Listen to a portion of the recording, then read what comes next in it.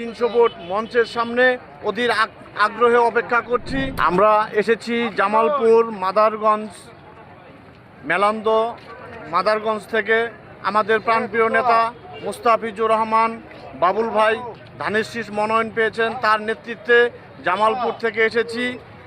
দেশনায়ক তারেক রহমান বাংলাদেশে আগামী 25 তারিখ আগমন করবে, সেই অপেক্ষায় আমরা 300 ফুট মঞ্চের সামনে অধীর আগ্রহে অপেক্ষা করছি।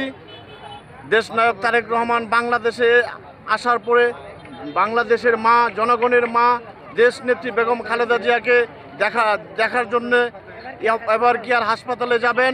ওখান থেকে 300 ফুট মঞ্চে আসবেন এবং হাজার লক্ষ লক্ষ জনগণের শুভেচ্ছা বিনিময় করবেন, নেতাকর্মীর সাথে সাক্ষাৎ বিনিময় করবেন।